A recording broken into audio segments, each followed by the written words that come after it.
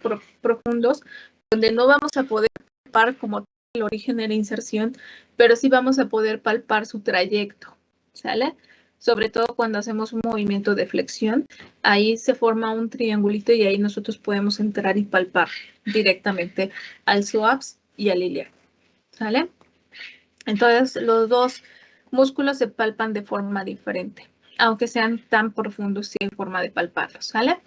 Ya de ahí los demás no hay ninguna complicación. A lo mejor sí hay complicación porque recuerden que son músculos pelvitrocanterios, ¿no? Son de la pelvis y el trocánter, ¿sale? Entonces, por ejemplo, los gemelos, los obturadores, ¿sale? En esos normalmente vamos a palpar las inserciones terminales, los tendones, ¿sale?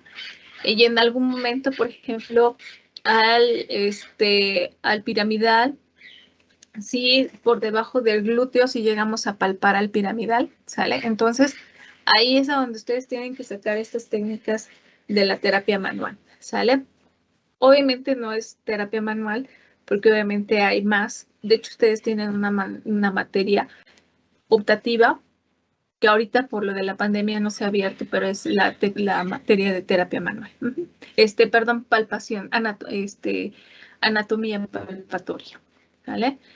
Pero este concepto lo vamos a desarrollar siempre, siempre, siempre, siempre. Nuestras manos son nuestros ojos, son nuestros segundos ojos. Y yo creo que a veces nuestras manos nos van a dar más información que nuestros propios ojos, ¿sale? Entonces, esa primera parte, después viene, ahí lo que les tiene que quedar claro es que solamente tienen que palpar los músculos agonistas del movimiento que se les fue asignado, ¿sale? Solamente los agonistas, ¿sale? No los antagonistas ni los sinergistas, solamente los agonistas.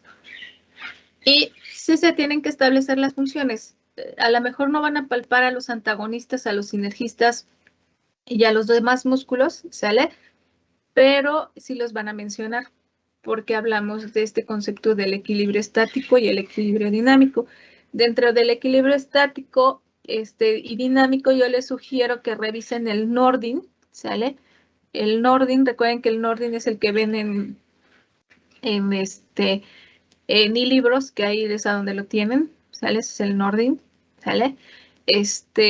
Porque ahí sí les describe este concepto. Capagni les da el concepto de equilibrio estático y dinámico, pero no le pone como tal el nombre equilibrio estático y dinámico, sino se los va combinando con la información, ¿sale?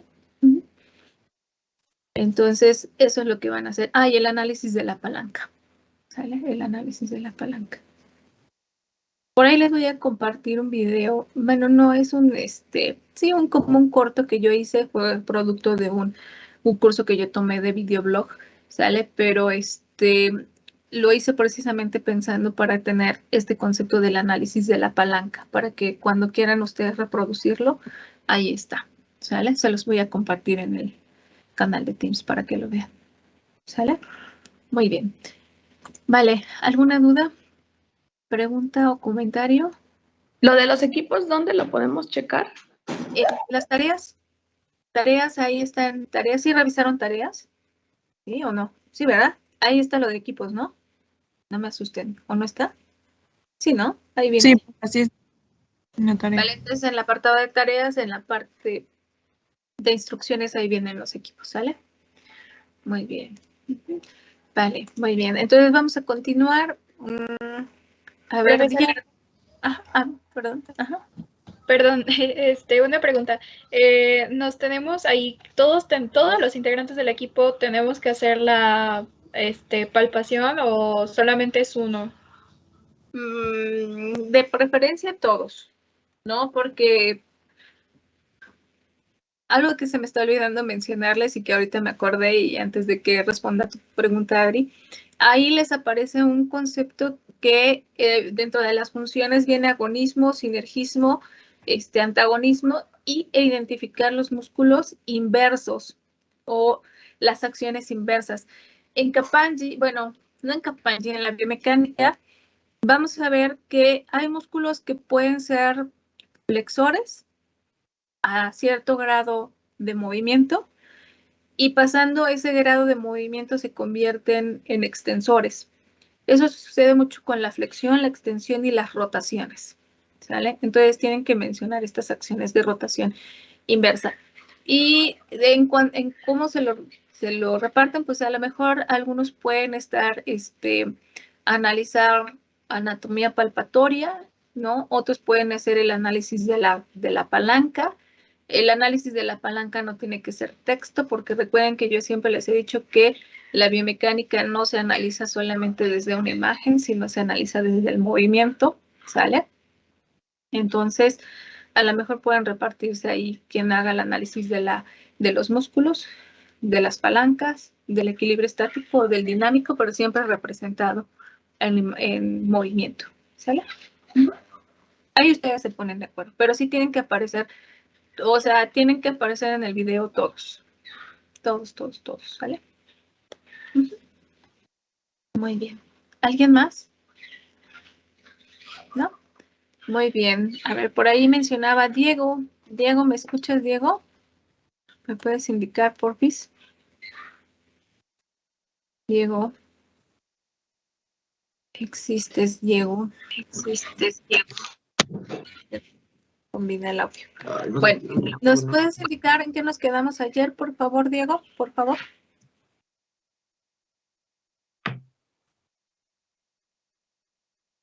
Es que no se activa mi micrófono. No te preocupes, está bien. ¿En qué nos quedamos ayer? Ay, en la pantalla. A ver, indícanos.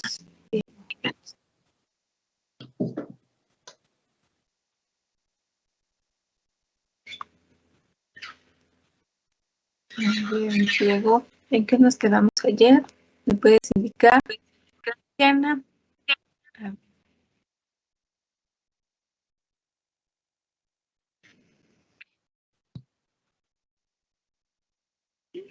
¿No?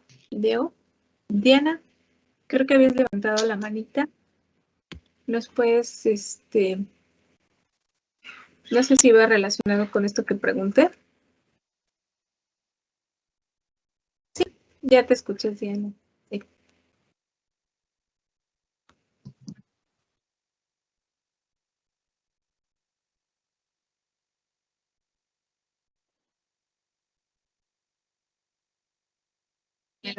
¿Sale?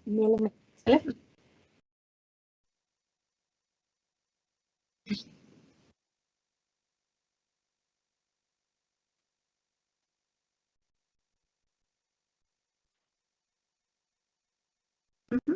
Muy bien.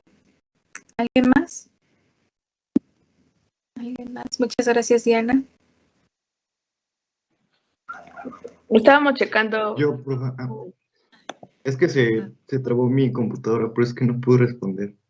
No te preocupes, Diego. Ajá, Te bueno, escucho. aparte de eso, también nos había mencionado, bueno, nos había comentado que trabajó, bueno, mencionó acerca de algo sobre las negligencias en, en cierto tipo de terapias, por ejemplo, cuando con los niños que necesitan los pañales ortopédicos, que en algunos casos una mala valoración puede conllevar a que en vez de solucionar dicha como que problemática, se puede empeorar. Muy bien, Diego, muy bien. Katy, creo que querías participar y luego Jazz. Bueno, también iba a decir que vimos los movimientos artrocinemáticos, el deslizamiento, los rodamientos, los giros, también estábamos hablando de eso. Muy bien, sí, es cierto. Nos quedamos ya en la artrocinemática, ¿no? Si no mal recuerdo. Bien, Jazz, no sé si va relacionado con lo mismo. Jazz, Sí, más que regla del cóncavo convexo. regla de cóncavo. Muy bien. Entonces, bueno, ahorita nos vamos directamente a movimientos artrocinemáticos y nos regresamos al tejido blando, ¿sale? Entonces, ¿se acuerdan que hablábamos precisamente de la regla del cóncavo convexo para definir estos movimientos artrocinemáticos? ¿Sale? Y que normalmente una imagen que me gusta mucho, ¿dónde quedó mi imagen? Una imagen que me gusta mucho desde la perspectiva artrocinemática, ¿sale? Es esta que nos da Newman. Ustedes creo tener en consideración que con la maestra creo que revisan un poquito a Newman, ¿no? Si no mal recuerdo. Pero si no, ustedes revísenlo, ¿sale? Entonces, Newman no, como a lo largo de todas las articulaciones hace el análisis artrocinemático, ya cuando llega a la cadera no profundiza mucho en la artrocinemática. Sin embargo, una imagen que me gusta mucho de Newman, que él es el que, de los tres, de Nordin, de Kapandi y de Newman, es el que hace un poquito más de análisis desde esta perspectiva artrocinemática, son los movimientos que se van a generar en este juego articular. Como ayer les había mencionado, nosotros vamos a tener un cóncavo, que sería la glenoides, y un convexo, que sería la cabeza del fémur, ¿sale? Y que a través del diámetro, porque así lo define Newman, a través del diámetro de esta estructura se van a generar precisamente estos movimientos. De hecho, si ustedes ponen atención y leen la imagen, acá les menciona la trayectoria de la rotación interna, la trayectoria de la abducción y la abducción, y el eje de rotación de la flexoextensión. ¿Sale? Entonces, acá lo único que nos resta analizar son los movimientos que se van a generar. Normalmente, los rodamientos siempre van a ir acompañados de los deslizamientos. Normalmente se van a generar estos movimientos. Y básicamente, acá yo les voy a colocar dos cuestiones. Uno, analizar la artrocinemática, pero desde los dos elementos. Si se dan cuenta en su video, yo les decía analizar la palanca desde el brazo móvil, desde el fémur, pero recuerden que acá la pelvis también ejerce mucha influencia, ya lo habíamos analizado cuando veíamos los movimientos fisiológicos. Entonces, desde la perspectiva artrocinemática, lo único que nosotros vamos a analizar, y lo voy a colocar aquí en primer plano, y ustedes me indican si quieren que grabe la clase, ustedes indíquenme, ¿quieren que grabe? Por cualquier cosa. Sí, profesora, por favor. Entonces la grabo por si quieren regresarse a revisar esta información, ¿sale? Entonces ahí ya estoy en primer plano. Y acá lo único que tenemos que analizar es que, recuerden, nosotros en la articulación tenemos una articulación con anteversión. O sea, que tanto el acetábulo como la cabecita del fémur están rotados hacia adelante. Entonces, cuando nosotros hacemos un movimiento, me voy a ir al más complejo antes de llegar a la flexión y a la extensión, ¿sale? Cuando nosotros hacemos un movimiento de abducción, que realmente nuestra abducción es muy limitada, ¿sale? Que es aproximadamente de 30 grados. Si ustedes alcanzan a observar acá,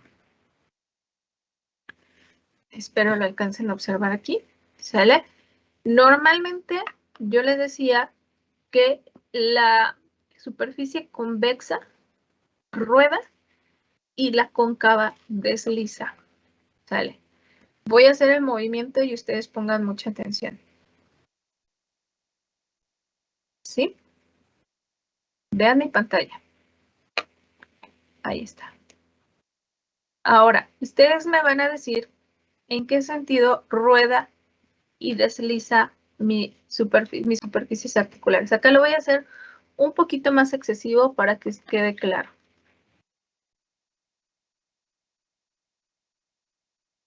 ¿En qué sentido rueda y desliza? Ustedes díganme. Rueda hacia superior y desliza hacia inferior. De hecho, bueno, algunos autores varían un poquito, pero realmente el sentido que nosotros le vamos a dar al rodamiento siempre lo vamos a establecer desde las manecillas del reloj. Yo sé que ustedes me ven en el espejo y es un poquito complicado, pero bueno. Entonces, si nosotros vemos acá, ustedes cuando ven el reloj de frente, estas son las, ¿me indican? En su reloj. Las 12. Las 12. Las dos. Estas serían las 6. 6. Este ladito serían aquí. ¿Qué serían acá? Las 3. Las 3. Muy bien. Ustedes están viéndome en espejo. Y esta sería Las 6. las No. 6. Las 9. Las 9, perdón. Sí, las 9. Las 6 están acá abajo. ¿Sale? Entonces, nosotros siempre vamos a analizar el movimiento en sentido de las manecillas de reloj. Entonces, en este sentido, yo voy a decir inferior, superior, ¿vale? ¿Sí? En este sentido van a rotar las articulaciones. Bueno, analizando eso, entonces, mi articulación rueda hacia Inferior. inferior y se desliza. Hacia Ahora, su- no. En sentido contrario. inferior. Inferior. Los dos deslizamientos son en sentido inferior. No, que no. Déjenme ver, porque creo que el Newman se me olvidó que al inicio del Newman hay una imagen. Acá está. Denme un segundito. Yo no les coloqué la imagen. No, es que las máximas representativas son de la articulación del hombro para la descripción, porque acá les voy a cambiar de imagen. Obviamente aquí vamos a ver hombro, ¿sale? Pero miren, acá en este movimiento es muy parecido lo que nosotros vamos a ver. El deslizamiento, aquí vamos a ver el rodamiento que yo les decía que era en sentido de las manecillas del reloj, ¿sale? Acá yo le voy a dar el sentido. ¿Sale? Ahí yo le doy el sentido, ¿sale? Y el deslizamiento. ¿Sí entienden por qué yo les digo que los dos son en sentido inferior? ¿Me pueden indicar, por favor?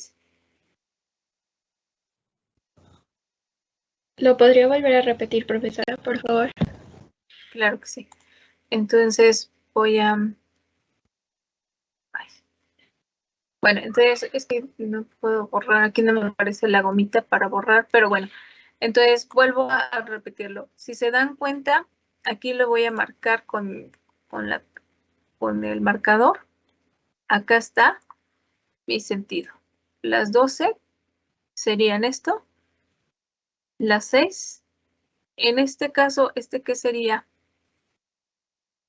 Las 3. Las 3 y las 6. Entonces aquí diría superior y aquí estaría inferior. Entonces mi rotación sería en sentido ¿qué? Inferior. Inferior. Y el deslizamiento sería en sentido Inferior. ¿vale? ¿Sí? ¿Ya queda un poquito más claro? Ahí. ¿Sí? Sí, profesora. ¿Vale? Muy bien, entonces voy a dejar de compartir. Bueno, acá en el movimiento de aducción sería completamente lo contrario, ¿sale? En el movimiento, recuerden que la abducción puede ser una abducción relativa o una abducción combinada, ¿sale? En la abducción relativa, lo que yo estaría haciendo es el retorno, entonces ahora mi rodamiento sería en sentido Superior. en conjunto con el deslizamiento. Entonces, si ven ustedes mi pantallita y ustedes me indican si me ven, ¿sale? Entonces, si yo haría un movimiento de abducción y un movimiento de aducción, ¿sí? Lo voy a separar un poquito más para que lo vean. Abducción y ADD, ¿sí? ¿Me indican, porfis? Porque no los veo.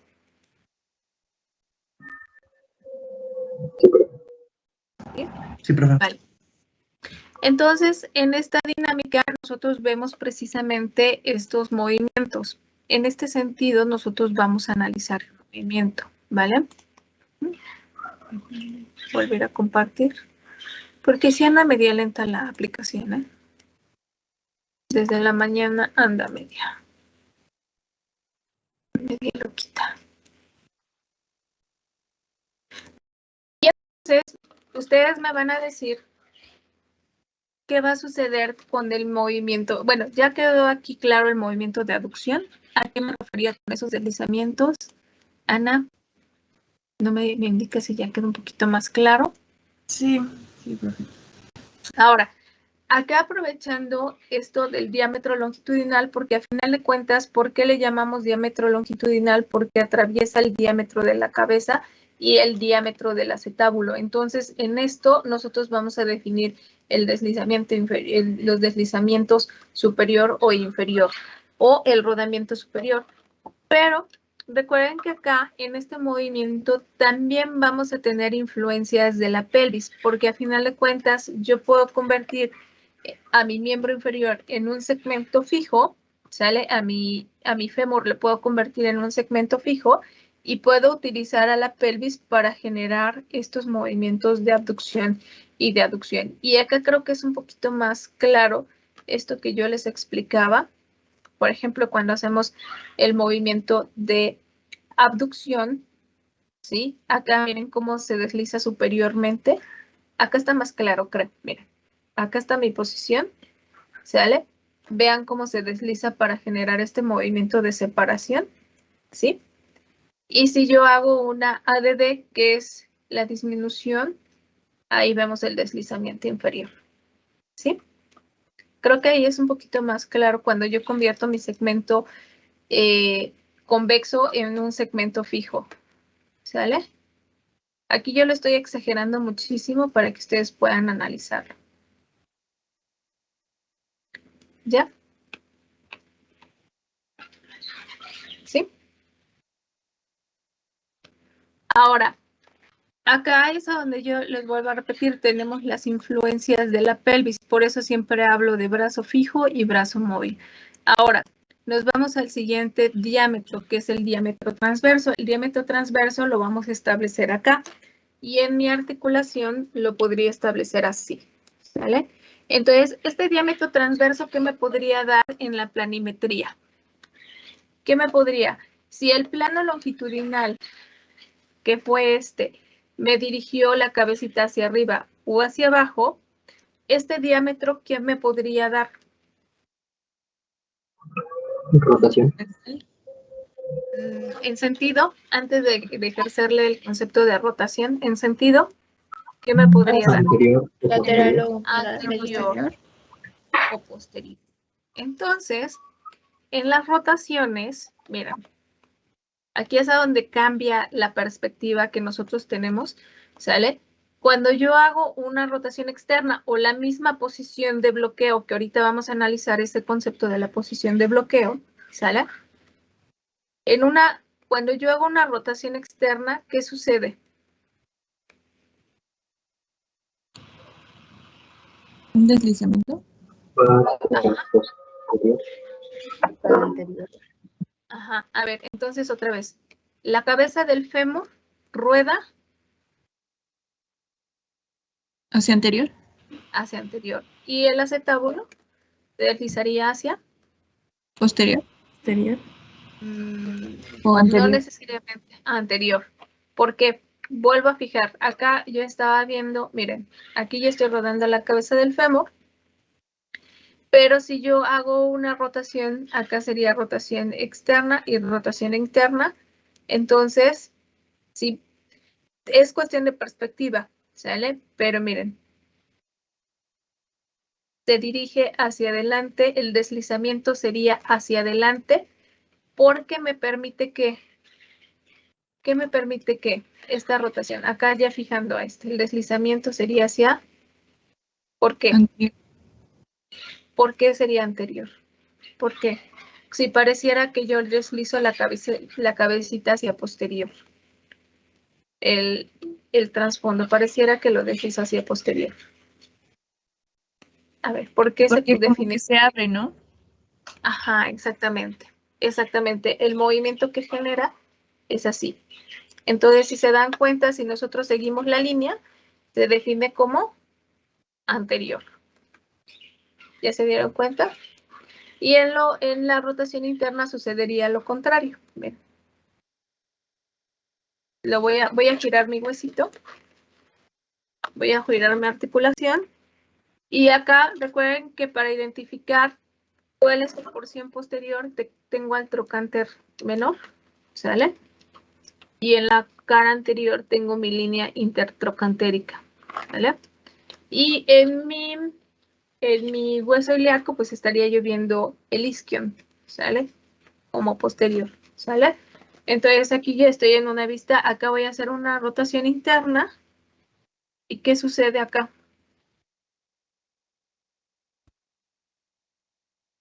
Un deslizamiento hacia posterior. Hacia posterior. ¿Ya? Queda entendida esta perspectiva artrocinemática. Entonces, acá también puedo generar el movimiento con mi bisegmento, ¿no?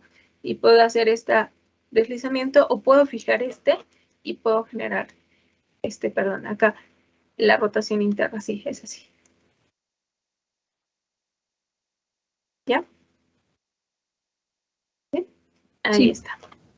Ahora, nos vamos con la flexión. La flexión está súper facilita, ¿vale? Ahora, ¿por qué en la flexión no hay un diámetro de desplazamiento? ¿Por qué creen? Voy a hacer el movimiento desde acá. Sale. Flexión y extensión. ¿Porque gira sobre su mismo eje? Porque gira sobre el mismo eje. Exactamente. Entonces aquí no encontraría ni un deslizamiento ni un rodamiento, solamente encontraría un eje de rotación.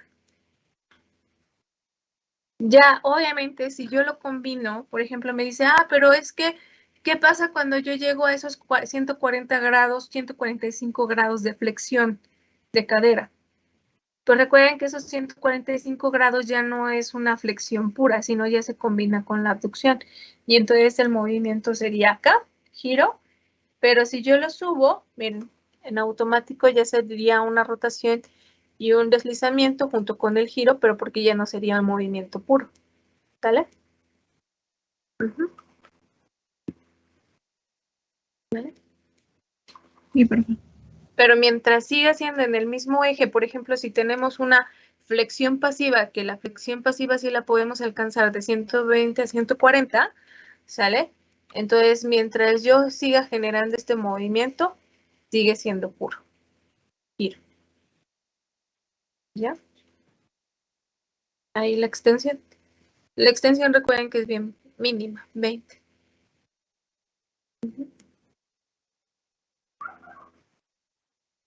Y si tenemos adaptación puede llegar hasta 30, pero no más. ¿Sale? Muy bien. Entonces, ¿queda entendido qué son los movimientos artrocinemáticos? ¿Sale? Ahora, ¿esto por qué es importante? ¿Por qué es importante? Porque recuerden que desde acá yo voy a entender la fisiología de mis componentes cápsulo-ligamentosos. Entonces, si yo, por ejemplo, acá, les voy a poner una liguita negra para que lo vean más. Aquí. Yo tengo a mi porción inferior de mi cápsula. No, aquí es más fácil. Aquí, sale. Aquí está mi capsulita. Vale, aquí. Y yo hago un movimiento de abducción que estoy generando en mi tejido. Una tensión. Una tensión. Recuerden que acá, ustedes ya lo saben, ya es biomecánica 3, todos nuestros tejidos blandos entran a esta curva del porcentaje de deformación, ¿sí o no? Quiero creer que esto ya lo tienen muy claro, ¿sale? En el que yo tengo un límite elástico y yo tengo un límite plástico, ¿sale? Y que todos mis tejidos blandos, desde los conceptos biomecánicos, vamos a poder tensar.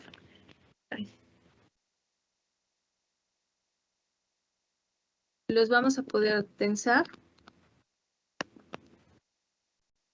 ¿O cuál es el otro concepto que se utiliza? ¿Cuál sería el contrario a la tensión? Distensión. distensión. ¿Sale? Entonces, cuando yo llevo mi tejido a mi límite elástico o a mi límite plástico, ¿en qué concepto estaría ubicando estos límites elásticos y plásticos? ¿En la tensión? En la tensión.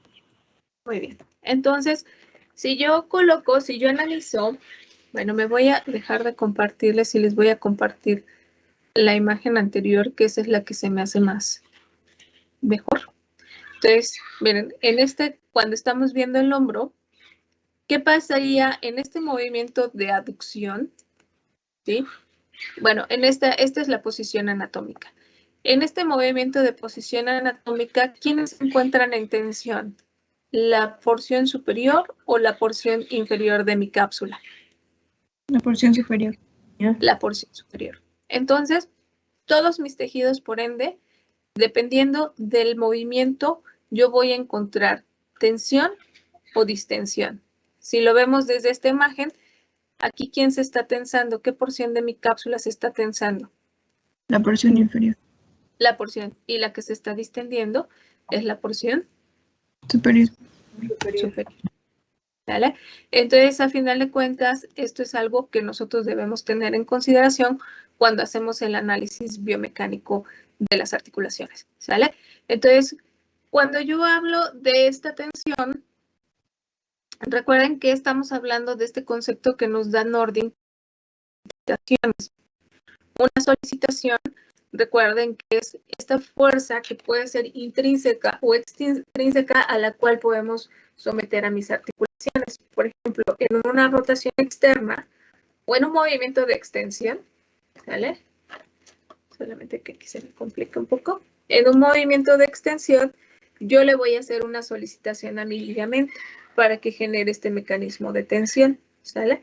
Entonces, este va a tener la capacidad de resistir un porcentaje de fuerza, pero si yo sobrepaso esa fuerza, pues recuerden que mi cápsula, mi ligamento se puede llegar a romper, ¿sale? Entonces, desde esta perspectiva, nosotros analizamos a los tejidos blandos.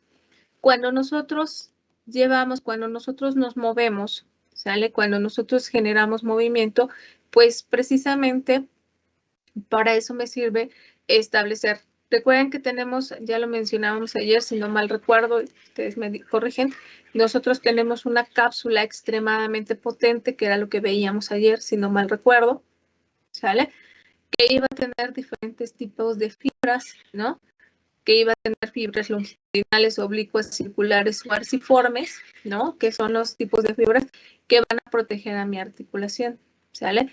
Y esta cápsula, comparada con la articulación del hombro, pues tiende a ser una articulación bastante potente, ¿sale? Entonces, desde esta perspectiva, todos mis tejidos blandos que componen a mi articulación pueden llegar a tener estas funciones biomecánicas de tensión o distensión desde la misma cápsula, los mismos ligamentos, ¿sí? Ya sea los ligamentos extracapsulares. Recuerden que los ligamentos extracapsulares normalmente son refuerzos de la propia cápsula.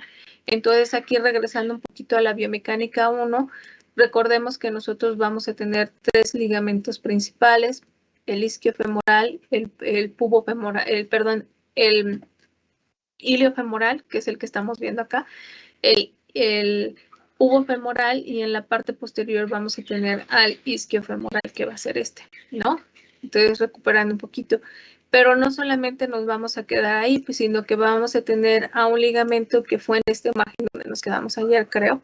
Se las complementé para que quedara un poquito claro, que vamos a tener un ligamento intercapsular que va a estar conformado por 3 haces, unas anterior, unas medio y unas posterior, que se va a insertar directamente sobre la escotadura, ¿sale? Que es como una de las características más importantes de este ligamento, que se inserta directamente sobre la escotadura.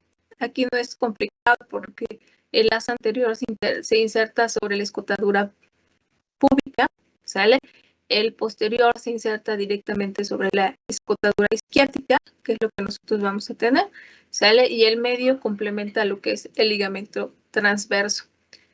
Pero no solamente nos vamos a quedar ahí, sino que mi articulación va a tener un rodete que va a recubrir a toda mi superficie articular para que se genere este movimiento. Pero cuando nosotros nos movemos, a final de cuentas, cuando nosotros generamos movimiento, chicos, ¿ustedes creen que ese rodete también se pueda someter a mecanismos de tensión, distensión o compresión? Ustedes díganme.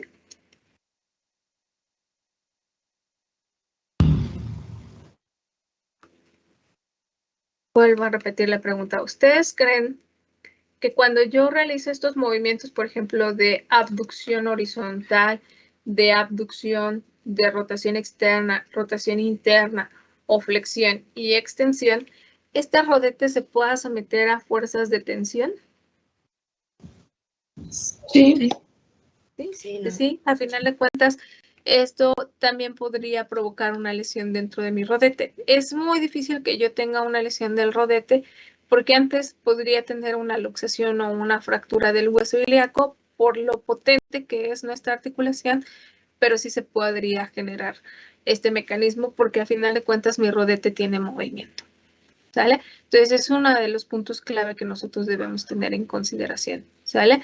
Entonces, eso sería otro, pero yo les he dicho que siempre nuestro cuerpo es lo suficientemente inteligente para poder generar estos mecanismos de compensación, ¿sale? Entonces, aquí ya hablamos de los ligamentos, aquí están representados los ligamentos, el ligamento iliofemoral es el rojito, ¿sale? El origen y la inserción es un poco de recordatorio de la biomecánica 1. A ver, ¿quién se acuerda del origen y la inserción del A superior del ligamento iliofemoral? A ver, ¿quién dice yo? ¿Quién se acuerda del origen y la inserción del ligamento iliofemoral en su as superior? A ver, ¿quién dice yo?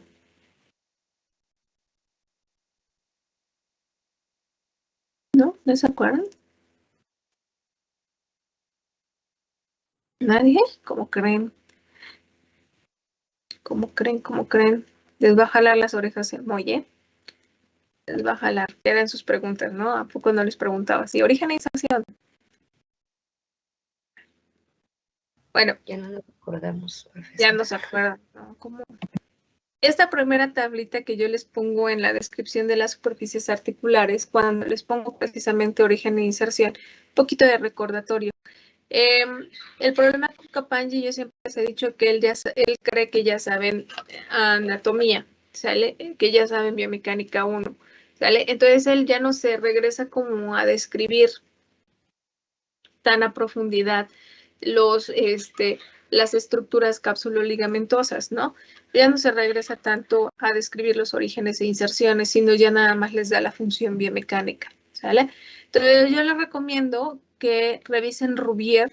Rubier lo tienen en sus materiales de clase, ¿sale? El Rubier en el tomo 3, él es extremadamente descriptivo. Tampoco me van a poner toda la leyenda de Rubier, pero sí van a tomar como los puntos más claves de la descripción de los orígenes y las inserciones de los ligamentos. Sobre todo porque sí es importante porque el origen y la inserción siempre le va a dar la mecánica, la fisiología, ¿sale? Entonces, recordando un poquito, si recuerdan, acá tenemos la ceja cotiloidea, la ceja cotiloidea, que así la llaman Kapanji, ¿sí? La cejita y el rodete, y se va a insertar en la porción, recuerden que nuestro rodete lo dividíamos en 3 regiones, ¿se acuerdan? El ilíaco, el pubis y el isquion, el rodete que se relaciona con el hilo. Ajá, entonces se va a insertar directamente sobre el rodete en la ceja cotiloidea y el rodete que está relacionado con el hueso ilion, ¿sale? El ilio, ¿sale? Por eso se llama ligamento iliofemoral. Y el A superior, una de sus características más importantes es que va a llegar el trocánter mayor, siempre lo vamos a identificar, siempre los autores le dan una forma cuadrangular. Entonces vamos a tener un borde superior, una cara externa, una carita anterior, una posterior y una medial. aquí vamos a tener una fosita que se le llama fosa digital. Entonces, este ligamento se va a insertar entre lo que es el borde anterior y aquí vamos a tener una línea que se le llama línea intertrocantérica, ¿sale? Entonces va a ir de la cara medial de lo que va a ser el trocánter mayor y la línea, ¿sí? El borde superior de lo que va a ser la línea intertrocantérica, ¿sale? Este es nuestro primer ligamento. El segundo vuelve a partir de esta escotadura, ¿sale? De esta pequeña escotadura cotiloidea, el rodete, y se inserta hasta la porción inferior de la línea intertrocantérica, casi llegando al trocánter menor, ¿vale? El ligamento pubofemoral, pues acá ya sigue toda la ceja cotiloidea, pero relacionada con el pubis, ¿sale? Todo lo que es la región del pubis, hasta llegar al borde del agujero obturador y se inserta en la línea intertrocantérica, ¿sale? Y el as posterior, pues ya se relaciona con la ceja cotiloidea, que está relacionada con el hueso isquion, y se inserta, acá lo más interesante es que se inserta en la porción superior de lo que va a ser el trocánter mayor, en su cara medial, ¿sale? Entonces es una característica que nosotros debemos tener en consideración y que a final de cuentas, cuando analizamos la biomecánica, es un punto clave o indispensable que nosotros vamos a tener para el análisis, ¿sale? Entonces acá vamos a tener, y desde la perspectiva artrocinemática, yo les decía que nosotros vamos a encontrar un concepto, estas imágenes son del Newman, este concepto de la posición de bloqueo. La posición de bloqueo genera artrocinemáticamente un movimiento de abducción, si lo vemos acá, rotación. Acá nos menciona que es como una rotación, yo les diría que la posición de bloqueo normalmente está relacionada con las rotaciones, como nos los menciona Capanggi aquí adelante, ¿sale? Cuando nosotros nos colocamos en una posición de bipedestación o cuando adoptamos esta posición cuadrúpeda, a final de cuentas nuestra cabecita, recuerden que acá este colorcito azul es porque siempre vamos a encontrar la anteversión, ¿sale? Nos va a adoptar este movimiento. Entonces, en las posiciones de bloqueo, Newman nos menciona que vamos a tener una abducción, una extensión y una rotación interna, como la vemos aquí en la imagen, ¿sale? Vamos a tener otra posición que se le va a llamar posición antiálgica. La posición antiálgica sería todo lo contrario. Sería la abducción, pero en lugar de rotación interna, sería una rotación externa, en un movimiento de extensión. La extensión, recuerden que se parte desde el punto cero hasta que se alcanzan estos 10 grados de extensión. Entonces, la posición antiálgica o la marcha antiálgica que nosotros vamos a analizar más adelante entra con estos mecanismos de rotación, de rotación externa, que sería lo contrario a la posición de bloqueo. ¿Vale?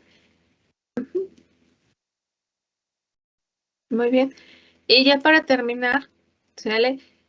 Capanggi nos hace un análisis completamente de lo que van a ser la distribución de las fuerzas, que ya se los mencionaba ayer. Aquí nosotros llegamos al 50% del peso corporal y se distribuye, ¿sale? Se distribuye entre lo que va a ser el sacro y los huesos ilíacos. Acá lo más interesante de nuestro cuerpo es que si nosotros llegáramos a distribuir la fuerza como tal, así como llega a nuestro cuerpo, lo que provocaría sería una fractura de la cabeza del fémur.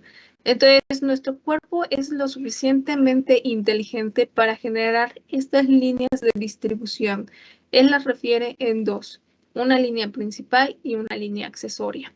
La línea principal es la que desciende directamente sobre la articulación sacroiliaca, desciende sobre la cabeza de lo que va a ser nuestro fémur y se distribuye hacia la región de la diáfisis.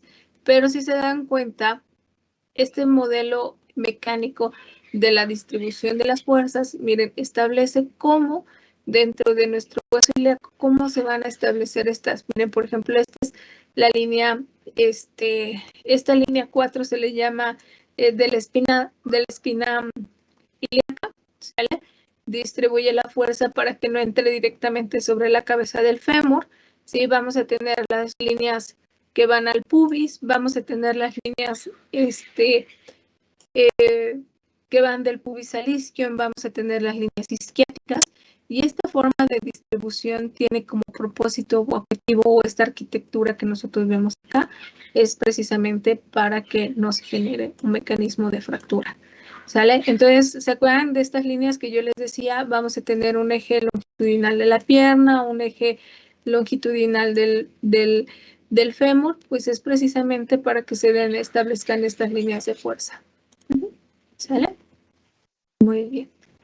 ¿Alguna pregunta, duda o comentario con esto?